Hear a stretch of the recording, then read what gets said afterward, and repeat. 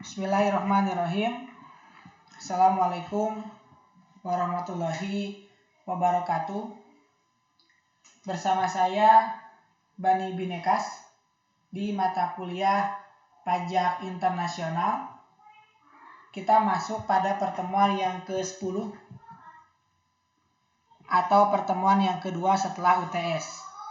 Pada pertemuan ini kita akan membahas tentang penghindaran pajak berganda. Kita mulai pembicaraan kita dari penghindaran pajak berganda secara bilateral.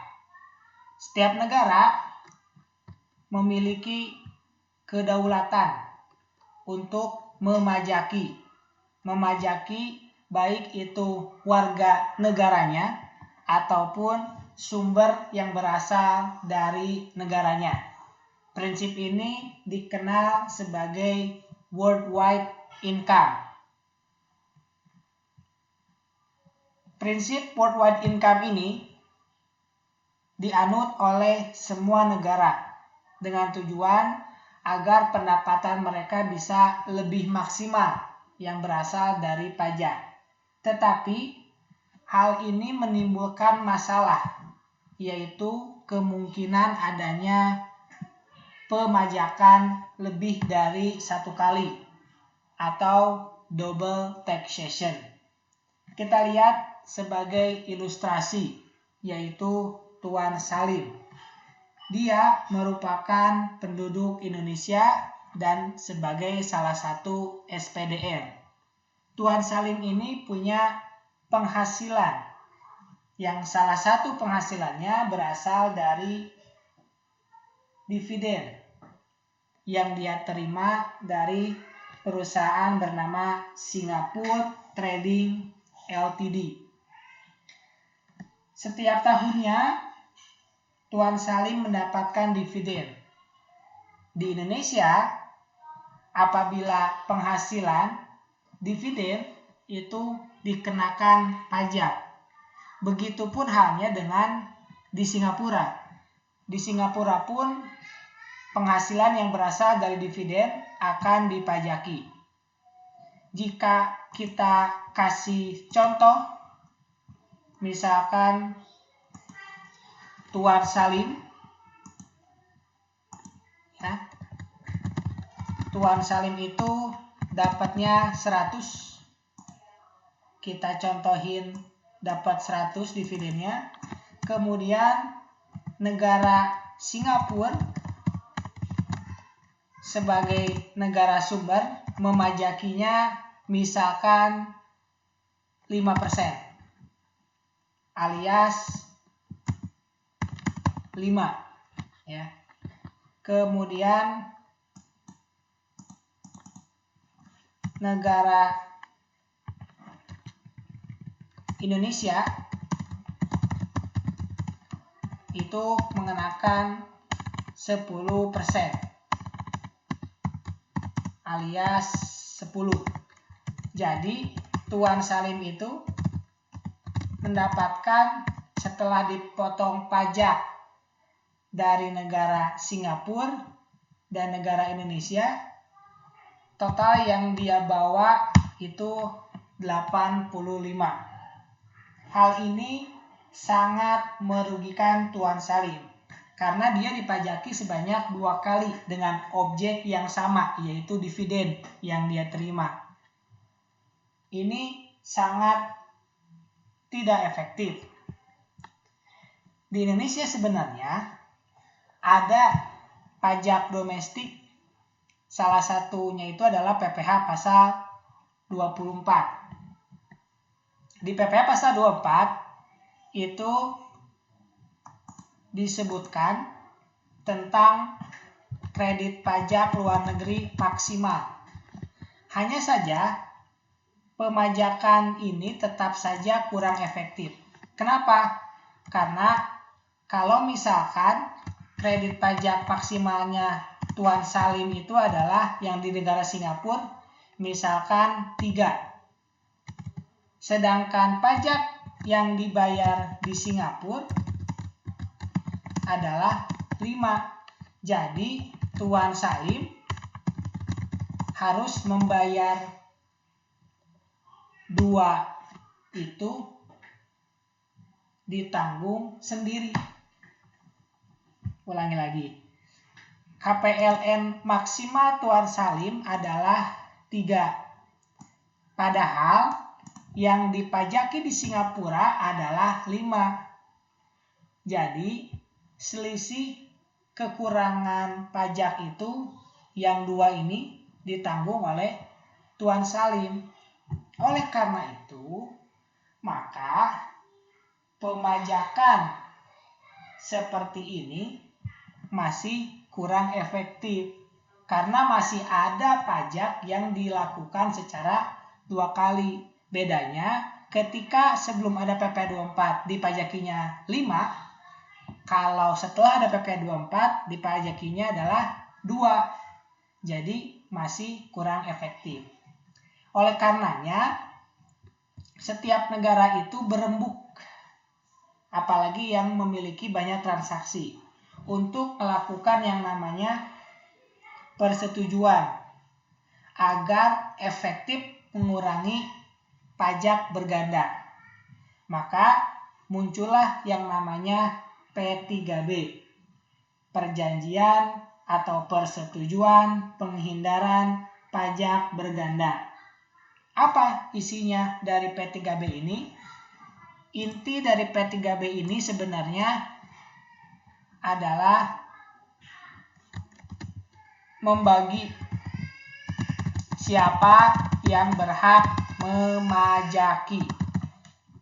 Itu inti dari P3B. Siapa yang berhak memajaki penghasilan. Ketika Indonesia dengan Singapura membuat P3B, ketika ada transaksi dividen misalkan seperti Tuan Salim, siapa yang berhak memajaki? Nah, ini nanti diatur oleh P3B. Sehingga P3B ini bisa diharapkan bisa mengurangi terjadinya pajak berganda. Oke, sekarang kita masuk lebih dalam kepada P3B. Apa esensi P3B? Di sini disebutkan tentang esensi dari P3B, yaitu perjanjian perpajakan antara 2 negara yang dibuat dalam rangka meminimalisasi, hanya mengurangi karena mungkin ada kemungkinan terjadi double taxation lagi. Ini hanya sebuah usaha dan berbagai usaha penghindaran pajak. Jadi tadi yang pertama meminimalisasi pemajakan berganda, yang kedua meminimalisasi usaha penghindaran pajak. Inti atau esensi dari P3B itu ini. Kemudian bagaimana kedudukan P3B di Indonesia dan di seluruh negara? Kita lihat di sini, kedudukan P3B di Indonesia itu diperlakukan sebagai lex specialis. Apa itu artinya lex specialis? Itu dia dispesialkan.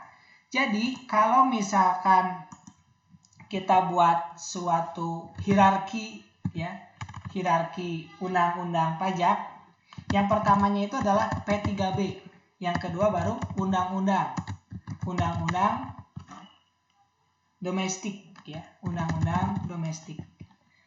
Jadi ketika ada pertentangan antara undang-undang domestik dengan P3B, maka yang dicari atau yang diambil yaitu yang dari P3B. Apabila P3B tidak mengatur, maka undang-undang domestiklah yang maju. Makanya P3B adalah lex specialis. Ini ada di halaman 106 di bagian tabel. Sekarang kita masuk model-model P3B. Kenapa ada model? Karena ini bentukan P3B yang bisa dipilih oleh setiap negara ketika melakukan persetujuan penghindaran pajak berganda. Model pertama ada OECD, ada UN, ada US, ada Indonesia. OECD sama UN ini berlaku secara universal, artinya banyak yang pakai. Ya, ini banyak yang pakai. Maksudnya banyak yang pakai itu mereka itu dijadikan standar. Adapun model US ini khusus untuk yang Amerika Serikat dengan negara-negara lain. Begitupun dengan model Indonesia. Ini khusus antara negara Indonesia dengan negara-negara yang lain. Kita bisa menentukan suatu P3B itu menggunakan model yang mana dilihat dari judulnya, dari nama-nama artikelnya atau pasalnya. Kita akan bahas nanti. Kita jelaskan dulu model OECD. Model OECD ini biasanya digunakan oleh negara-negara maju, advanced countries. Didirikan di Paris 14 Desember 60 dan sampai saat ini lebih dari 30 negara yang menjadi anggota dari OECD. Kenapa digunakan oleh negara-negara maju? Karena negara-negara maju itu biasanya identik dengan pengekspor. Apabila dia melakukan ekspor, maka penghasilannya itu lebih banyak dan didominasi oleh uang yang berada di luar. Oleh karenanya, dia menerapkan asas domisili. Seperti itu. Sekarang yang kedua, model UN, United Nations atau PBB. Model ini pengembangan karena tidak semua negara itu negara maju, maka muncullah United Nations model. Ini digunakan oleh negara-negara berkembang atau developing countries. Nah, kalau negara-negara berkembang itu lebih kepada melakukan yang namanya impor. Karena impor berarti uang itu lebih banyak di dalam negaranya sendiri. Oleh karenanya, yang menjadi asas di negara-negara berkembang dan model UN adalah asas sumber. Seperti itu. Gitu ya. Ciri OECD. Yang pertama, digunakan negara maju. Yang kedua, digunakan negara-negara pengekspor. Yang ketiga, menggunakan asas sumber. Itu tiga ciri dari OECD. Kalau model UN, cirinya pun ada 3. Pertama, digunakan oleh negara berkembang. Yang kedua, dilakukan oleh negara pengimpor. Yang ketiga, menggunakan asas sumber. Asas sumber. Berarti yang tadi asas domisili ya. Yang OECD. Sekali lagi, OECD itu negara maju, pengekspor, asas domisili. Kalau UN, berkembang, pengimpor, asas sumber. Seperti itu. Kalau US itu digunakan oleh negara Amerika dengan negara-negara yang lain. Dia itu menggabungkan antara BEPS yang dianut oleh OECD. Sehingga BEPS ini dilakukan agar perencanaan pajak itu bisa dikurangi. Makanya banyak juga yang menerapkan atau memanfaatkan tax treaty ini untuk meminimalkan pajak. Kemudian yang keempat adalah model Indonesia. Digunakan oleh negara Indonesia dengan negara-negara lain. Tentu model-model ini kesepakatan antara negara. Siapa yang berhak menetapkan itu kesepakatan kedua belah pihak. Bagaimana cara kita menentukan model tersebut? Kita bisa lihat di sini ada ruang lingkup.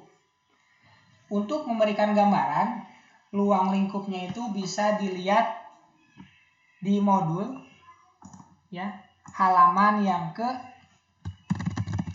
107. Halaman 107. Di sana ada perbandingan antara OECD model, UN model, sama model P3B Indonesia. Kenapa kita nggak masukin US model? Karena sekali lagi US itu hanya berlaku untuk US dengan negara lain. Jadi kalau berhubungan Indonesia hanya US dengan Indonesia. Gitu. Yang tadi saya udah bilang di awal bahwa yang menjadi kiblat itu ini, OECD atau UN model. Sambil dilihat di halaman 107. Ada di halaman 107. Oke. Kita lihat P3B untuk model-model OECD, UN model sama Indonesia. Saya punya P3B antara Indonesia dengan Italia. Kita akan tentukan negara ini atau P3B ini pakainya OECD atau UN. Kita lihat dari judul ya. Kita lihat dari judul.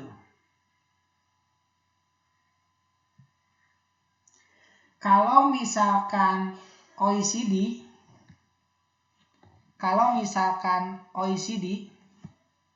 istilah yang digunakan itu agreement. Ada di halaman 111.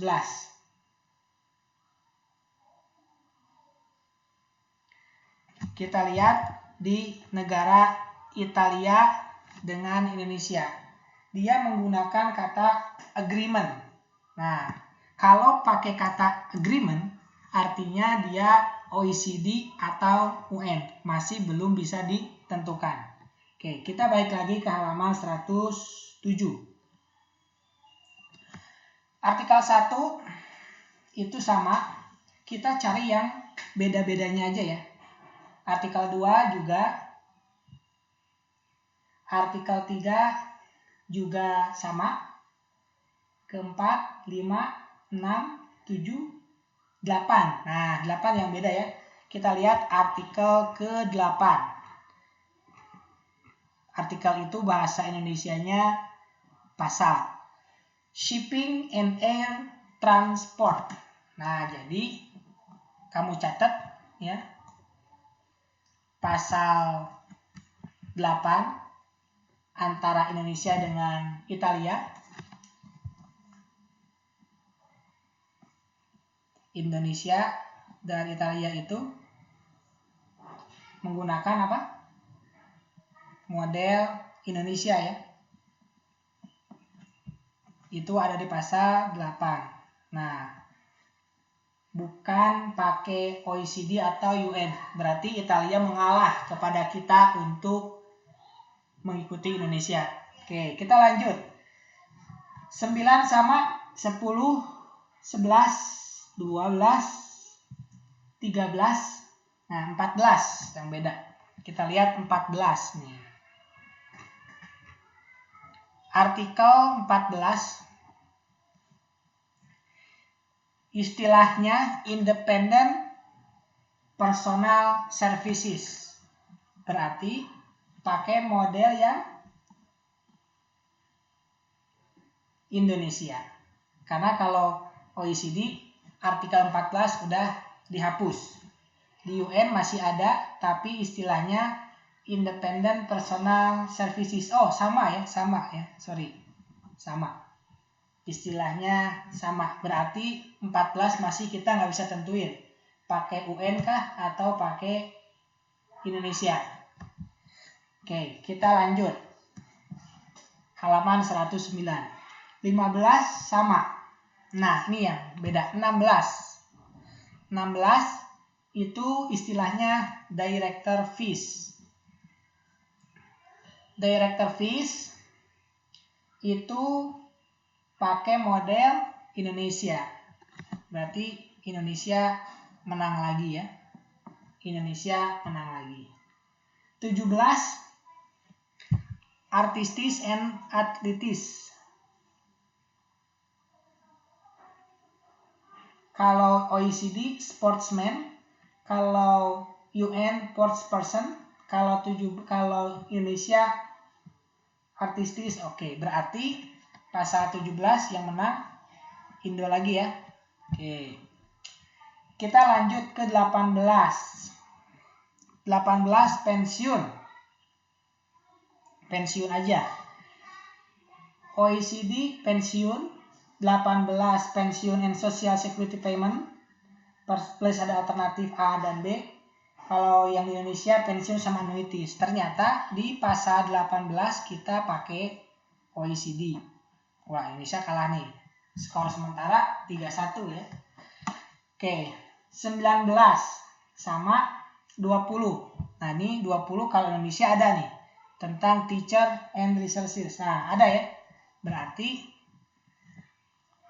pasal 20 pakai Indonesia.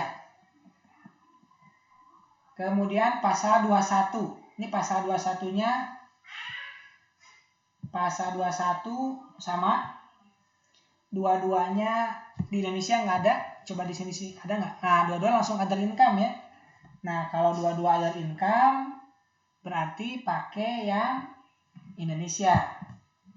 Karena kalau di OECD sama UN dua-duanya nggak ada capital. Jadi pasal 22 Indonesia.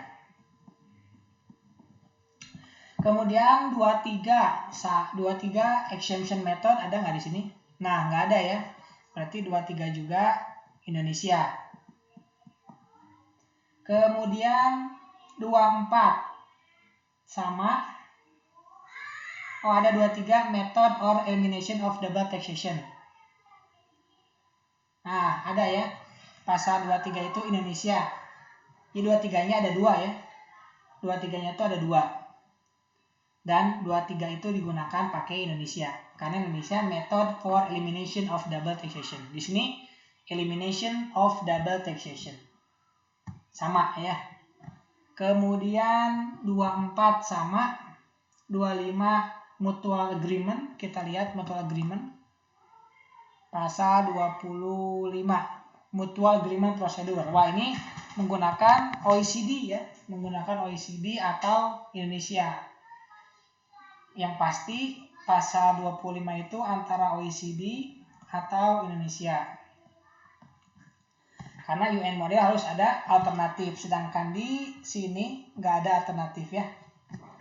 Lanjut ke 26 sama 27. Nah, 27 ada nggak? 27 ini langsung diplomatic agent. Sedangkan di OECD, 27 itu assistant in the collection of taxes. Oke, berarti pasal 27 itu pakainya yang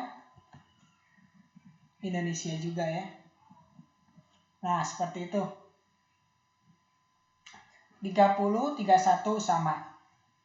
Jadi kesimpulannya P3B antara Indonesia dengan Italia menggunakan model Indonesia, bukan OECD, apalagi UN model.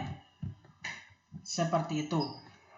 Tapi ada beberapa yang menggunakan OECD ya. OECD tadi khusus untuk negara-negara maju. Tapi kenapa ya nggak pakai UN model? Karena Indonesia punya model sendiri yang tentu mirip dengan UN model yang bisa menguntungkan negara Indonesia. Oke. Kita lanjut ke halaman 111 ya.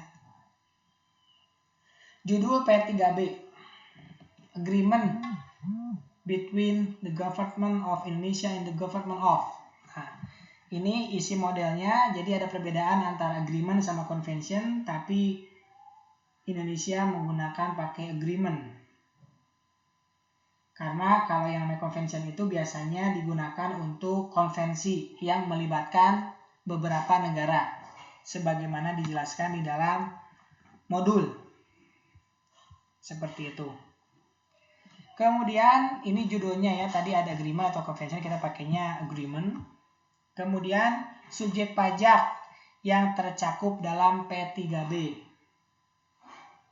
Nah, ini yang tercakup dalam P3B. Kita bisa ganti P3B ini dengan bahasa Indonesia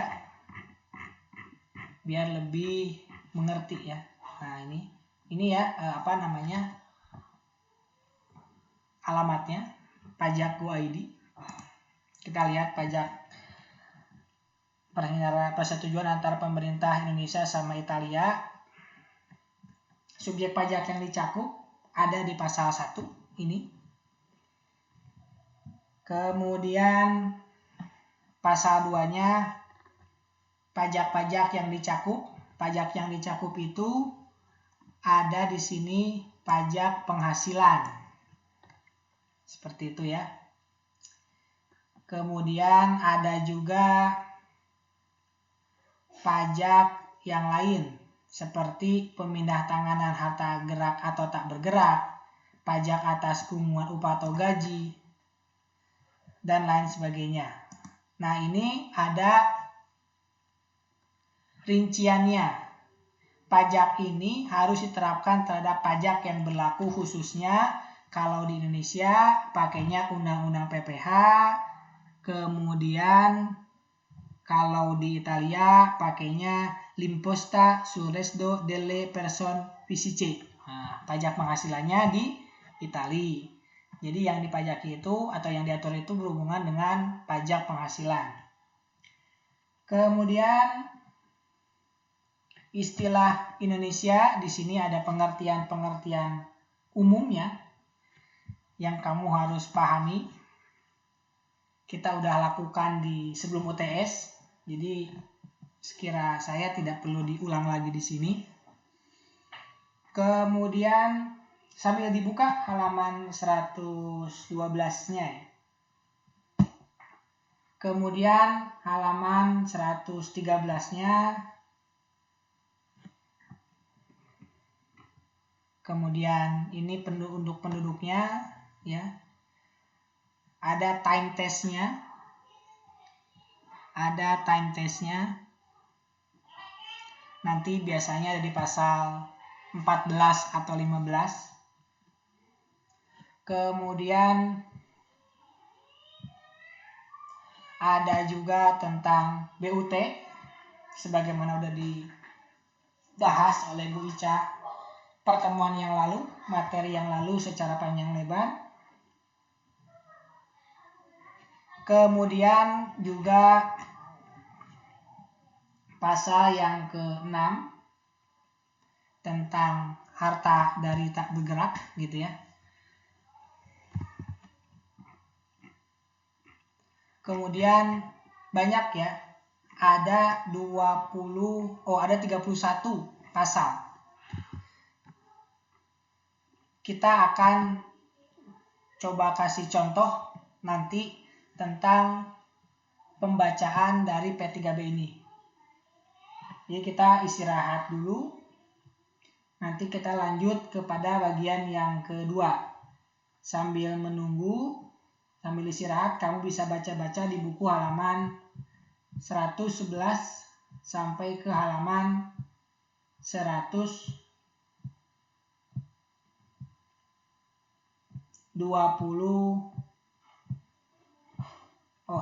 136